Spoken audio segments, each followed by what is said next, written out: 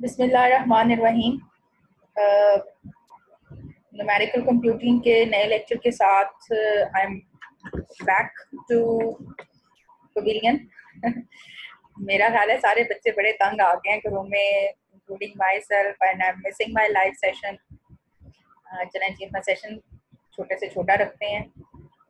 बच्चों में 13वां वीक आप लोगों को ऑलरेडी करवा चुकी थी, और अकॉर्डिंग टू द इंस्ट्रक्शन या आप लोगों ने जितना मुझे क्लियर करवाया है, चौथे वीक में आप रंगता मेथड आप लोग कर चुके थे। आज हमने जो स्टार्ट करना है that is multi step method. इसके बाद हमारा 14वां वीक भी कवर हो जाएगा। हम फ्लो में चलेंगे। उसके बाद हम 15वें वीक के कंटेंट और 16वें वीक के कंटेंट कवर करने के बाद अगर आपका कोई चीज़, जैसे कुछ लोगों ने मुझे कहा कि न्यूटन कोट्स मेथड जो है वो रह गया है, या whatever method has been left, हम फिर उसको इंशाल्लाह कवर कर लेंगे बाद में। अभी मैं फ्लो में चल रही हूँ। हम लोगों ने ट्रिपल रूल किया, सिम्पसन रूल किया, 12वां वीक हम सारा कवर कर चुके हैं। 13वें वीक में हमने आयलर्स मेथड्स और टेलर मेथड्स कर लिया था। 14वें वीक में मुझे जो अपडेट्स दी गई थी कि रंगकता मेथड आप लोग कर चुके हो, अब मल्टी स्टेप मेथड्स हम इंशाल्लाह स्टार्ट करेंगे। और आज के लेक्चर के बाद आपका जो 14th वीक है वो भी इंशाल्लाह कवर हो जाएगा। होता ये है बच्चों कि what is the difference between single step method और मल्टी स्टेप मेथड। ये होता है कि अगर मैं थोड़ा सा प्रॉब्लम को हाईलाइट करूं कि जब आप लोगों को कोई प्रॉब्लम दी जाती है ऑर्डिनरी डिफरेंशियल इक्वेशन को सॉल्व करने की, तो आपको एक डिफरेंशियल इक्वेशन दी जाती है, ठीक है। आपको कहा जाता है कि जी ये डिफरेंशियल इक्वेशन है, वो फर्स्ट ऑर्डर की होती है, वो दो वेरिएबल्स में होती है। फॉर दैट टाइम भी मैं इसको dy बाई dx ले रही हूँ। ये होता है क्योंकि ये दो फंक्शन में होती है, तो हमें एक फंक्शन दिया जाता है। फंक्शन जो होता है वो हमारा x का होता है और y का होगा, ठीक है। ये कोई भी दो वेरिएबल्स में हो सकता है। मैंने पिछले कोई एग्जांपल्स दी थी जिसमें मैंने आप लोगों को जो है दो वेरिएबल्स जो थे वो मैंने x और t जो थे वो इन्वॉल्व किए थे। लेकिन अब इसके साथ हमें एक इनिशियल वैल्यू भी दी जाती है, जिसको हम इस तरीके से रीड आउट करते हैं कि y की वैल्यू अगर हम x नॉट पे ले रहे हैं या उस फंक्शन पे ले रहे हैं, उसको हम कहते होते हैं कि ये लेट अस सपोज ये मुझे y नॉट रिटर्न करा, ये इसको हम कहते होते थे कि हमें इनिशियल वैल्यू दी गई है, जिसको हम यूटिलाइज करके आयलर्स मेथड में या हम टेलर सीरीज में हम इस चीज को इस्तेमाल करते थे। अच्छा, अब ये वाली जो चीज है ना वो हमें सिंगल एक ही वैल्यू प्रोवाइड की जाती थी आयलर्स मेथड में भी और टेलर सीरीज में भी, और एक मेथड की बेसिस के ऊपर हम अपना सारी डेरिवेशन इस्तेमाल करके इसको फर्दर सॉल्व करते थे। मल्टी स्टेप मेथड में ये वाली जो वैल्यूज होती हैं वो हमें एक से ज्यादा प्रोवाइड की जाती हैं, और जब हमें एक से ज्यादा, इसीलिए हम इसको मल्टी स्टेप मेथड कहते हैं। अब अगर आप इसकी डेफिनेशन देखो, in a multi step method each step uses values obtained from the more than one of the preceding steps, यानी आपके पिछले स्टेप्स जो होते हैं ना उनमें आपको एक से ज्यादा वैल्यूज दी जाती हैं। पहले क्या होता था, earlier preceding steps is calculated by one of the previous single step value. अब जैसे मैंने अभी आप लोगों को एक्सप्लेन किया, इनिशियल वैल्यू सिर्फ एक दी जाती थी, और अब हमें इनिशियल वैल्यू एक से ज्यादा दी जाएंगी। दैट इज व्हाई हम इस स्टेप को मल्टी स्टेप मेथड कहते हैं। अब मल्टी स्टेप मेथड में जो दो बहुत वेल नोन मेथड्स यूज हो रहे हैं ना, वो आपके एक है दी मिलन सिम्पसन मेथड है, ठीक है, this is the first one, और एक एडम बैशफोर्ड मेथड है। अच्छा, अब कोर्स आउटलाइन में पर्टिकुलरली मेंशन नहीं किया गया, ये टोटल वैसे 4 होते हैं, लेकिन फॉर द टाइम बीइंग जो बहुत ज्यादा वेल नोन इस्तेमाल हो रहे हैं उसमें मिलन सिम्पसन मेथड है और एडम्स बैशफोर्ड मेथड है। ये कोशिश करते हैं कि इन दोनों को कवर किया जाए मल्टी स्टेप मेथड की कैटेगरी के अंदर। अच्छा, अब हम इसको ना प्रॉपर्ली स्टार्ट करते हैं। अच्छा, इसमें ना एक टर्म यूज होती है जिसे हम कहते हैं प्रेडिक्टर एंड करेक्टर। एक फॉर्मूला जो होता है ना वो प्रेडिक्टर से रिलेटेड होता है, और एक फॉर्मूला जो होता है ना वो करेक्टर से रिलेटेड होता है, ठीक है।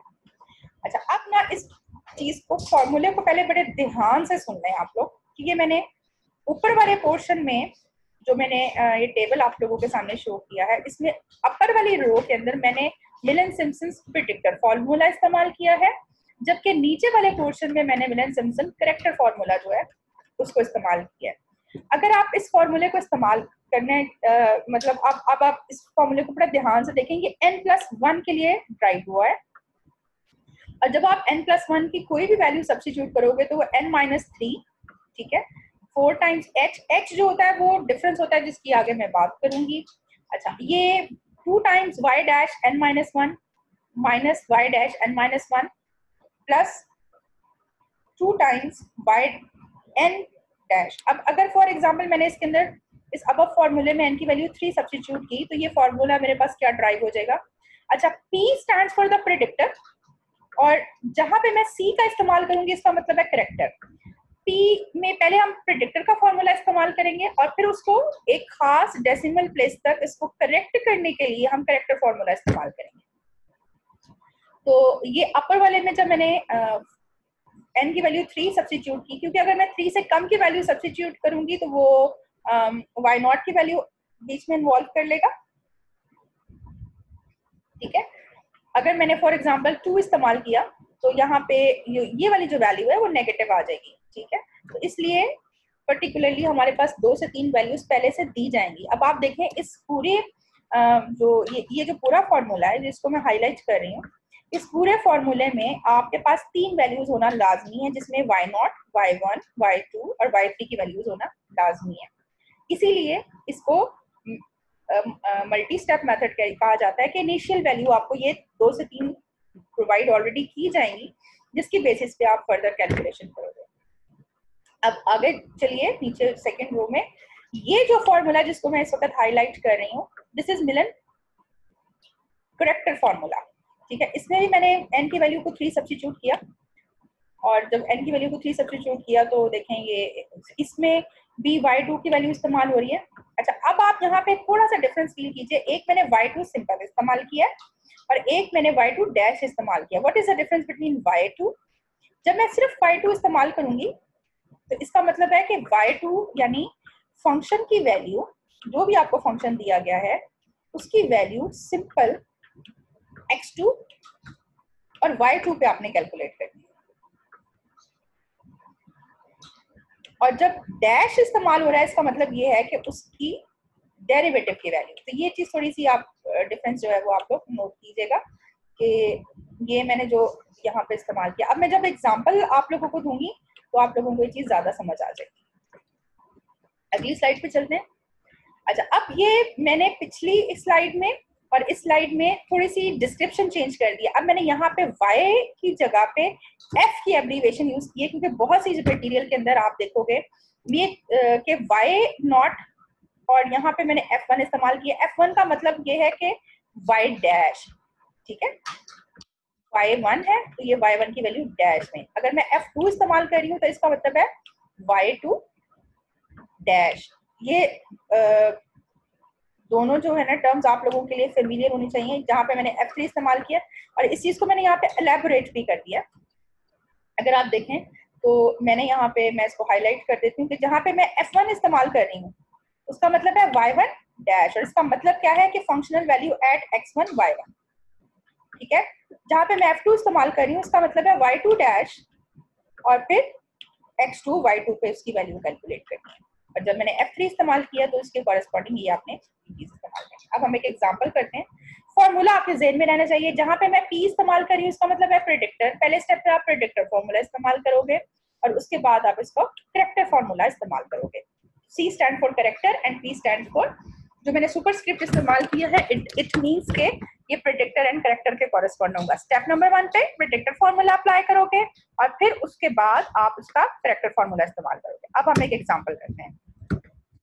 Using Milan predictor character formula find when, जब आपके पास x की वैल्यू 0.8 है और आपको जो डिफरेंशियल इक्वेशन दी गई है वो dy by dx x minus x square दी गई है।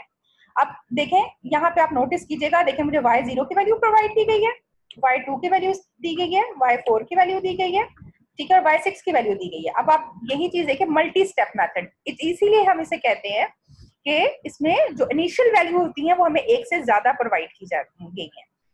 इससे पहले आयलर्स मेथड में भी और टेलर्स मेथड में भी सिर्फ सिंगल वैल्यू इनिशियली प्रोवाइड की जाती थी। वी हैव टू कंप्यूट, और हमें कंप्यूट ये करना है y की वैल्यू एट 0.8। अब देखें 0 से 0.2 का डिफरेंस कितना है, 0.2। 0.2 से 0.4 का डिफरेंस क्या है? अगेन 0.2। तो ये आपके पास बेसिकली जो h की वैल्यू है ना यहाँ से, कि आपकी पहली वैल्यू दूसरी वैल्यू के दरमियान में इक्वल इंटरवल होना चाहिए, और इस केस में ये h है, और h जो है वो आपके पास यहाँ पे आ जाता है 0.2। ठीक है, तो हम और हमने इसको इस्तेमाल करते हैं। अच्छा, अब अगला आगे देखिए, जो फंक्शन आपको दिया गया था that is x minus y square. ठीक है, अच्छा अब इनिशियल वैल्यू आपके पास x0 की और y की अगर आप पीछे देखें तो ये आपको दिया हुआ है y0 और x0 ये आपके पास दिया गया है। इसको मैं हाईलाइट कर रही हूँ। अब इसको पढ़ने का तरीका देखें कैसे है। y की वैल्यू x पे आपके पास 0 0 है, और मैंने टेबल फॉर्म में कैसे किया है, x की वैल्यू 0 और y की वैल्यू भी 0। आप उसके बाद देखें अगली वैल्यू कैसे आप पढ़ोगे। y की वैल्यू 0.2 पे है 0.02। ठीक है, तो आगे देखो 0.2 की वैल्यू यहाँ पे और 0.02 आपके पास यहाँ पे आ गया। ठीक है, इसी तरीके से 0.4 पे आपको क्या दिया गया है, 0.4 की वैल्यू है 0.00745। तो यहाँ पे मैंने लिखा है जी जब x2 था 0.04 तो y की वैल्यू है 0.0075। मेरा ख्याल है मैंने एक जीरो स्किप कर दिया, इसको करेक्ट कर लीजिएगा। मेरा ख्याल है यहाँ जो पीछे है ना ये जीरो एक कम है, ये वाली जो चीज है ना इसको आप, ये 0.0745 वैल्यू है। इसके बाद x3 की वैल्यू पे देखें, ये 0 पे वैल्यू थी, ये 1 पे वैल्यू है, ये 2 पे वैल्यू और ये 3 पे। 0.6 की वैल्यू है, ये 0.1762। तो 0.6 पे वैल्यू कितनी है, 0.1762। इन चार वैल्यूज को इस्तेमाल करके, अच्छा अब आपके पास जो फंक्शन था वो x माइनस वाई स्क्वायर था, तो आपने f नॉट की वैल्यू जब निकालनी है तो इसमें 0 0 डाल देना, जो मैंने अभी आप लोगों को यहाँ पे फंक्शन करवाया था कि ये वैल्यू जो है वो आपने फॉर एग्जांपल f नॉट की वैल्यू अगर निकालनी है, ठीक है, तो f नॉट क्या होगा, this would be equal to f की वैल्यू x नॉट और y नॉट, x नॉट और y नॉट। ठीक है, ये आप लोगों को उम्मीद है समझ आ गया होगा। अब मैंने यहाँ पे एफ नॉट की वैल्यू निकाल ली, मैं इसको हाईलाइटर इस्तेमाल कर रही हूँ कि एफ नॉट की वैल्यू मैंने निकाली, फिर मैंने एफ वन की वैल्यू निकाली विच इज 0.1996, फिर मैंने एफ टू की वैल्यू निकाली जो कि ये थी, एफ थ्री की वैल्यू निकाली, एफ फोर की वैल्यू निकाली। अब मैंने जो प्रेडिक्टर फॉर्मूला था इसमें डाल देना है। अब मेरे पास जो प्रेडिक्टर फॉर्मूला था वो y की 4 वैल्यू के लिए, क्योंकि मेरे पास पिछली चार वैल्यूज दी गई हैं, इन्हीं का मैं चारों का इस्तेमाल करूंगी। y नॉट पहली वैल्यू होती है 4/3 एज के बारे में मैंने आपको बता दिया, पहली और दूसरी इनिशियल वैल्यू के दरमियान में इक्वल इंटरवल को आपने वहां से h ले लिया, बाकी आपने y1 dash, y2 dash, y3 dash की वैल्यूज जो हैं जो यहाँ पे आपने कैलकुलेट की थी वो आपने निकाल लेनी है यहाँ से। ठीक है, और मैंने आप लोगों को ऑलरेडी बता दिया है कि आपके पास ये जो वैल्यू है f1, तो ये कौन सी वैल्यू है, y1 डैश। ठीक है, ये f2 की वैल्यू को हम क्या कहेंगे जी, y2 का डैश, एंड f3 को y3 का डैश, एंड सो ऑन। मैंने सारी वैल्यूज को डाल दिया, तो मेरे पास जो प्रेडिक्टर फॉर्मूला आया उसके हिसाब से जो ये वैल्यू है वो क्या निकली है जी, 0.340449। ठीक है, अब यही वैल्यू जो है ना आपने इस्तेमाल करते हुए आपने करेक्ट, यानी आपने खास डेसिमल तक प्लेस तक इसको करेक्ट करना है। आप देख रहे हैं कि ये वाली जो वैल्यू है मैंने यहाँ पे इस्तेमाल की है करेक्टर फॉर्मूला में। ठीक है, y2 dash plus 4 time y3 dash, वो सारी वैल्यूज आपने इस्तेमाल की। और आप अच्छा ये आप देखें, ये जब मैंने इसको इस्तेमाल किया तो ये वाली वैल्यू, ये जो मैंने यहाँ पे हाईलाइट की और यहाँ ये करीब करीब आएंगी, ये देखिएगा ये डेसिमल के करीब करीब आएंगी। और इसको आप फर्दर करेक्ट करना चाहते हो तो ये 0.3046 की वैल्यू जो है वो दोबारा से इसमें डाल दें, तो ये आइट्रेशंस बढ़ जाएंगी और एक स्टेज ऐसी आएगी कि ये करेक्टर फॉर्मूला अपना स्टैटिक कर लेगा और वही वाली वैल्यू जो है ना वो रिपीट करना शुरू कर देगा। तो आई होप के मिलन्स प्रेडिक्टर एंड करेक्टर फॉर्मूला जो है वो आप लोगों को समझ आ गया होगा। एक मैंने अभी एग्जांपल भी आप लोगों को एलैबोरेट कर दिया है, एक आध मैं एग्जांपल आप लोगों को ट्राई करने के लिए भी दूंगी। आई होप के ये चीज़ आप लोगों को क्लियर हो गई है। अगर आप लोगों के से रेलेवेंट कोई क्वेश्चन है तो प्लीज़ ऑडियो फॉर्म में मेरे लिए पोस्ट कर दीजिएगा, साथ साथ करते जाओ, फिर एट द एंड ये बहुत ज़्यादा बर्डन हो जाएगा और फिर it will be difficult for you कि आप लोगों के लिए ये मेरी पूरी कोशिश होगी कि हम जून में ये सारा जो है वो कंप्लीट कर लें, और फिर बाद में अगर आप लोग समझते हो कि आप लोगों को रिवीजन की किसी पर्टिकुलर टॉपिक में ज़रूरत है तो फिर हम उसको भी देख लेंगे। ओके बच्चों, टेक केयर और take very good care of yourself. अल्लाह हाफिज़।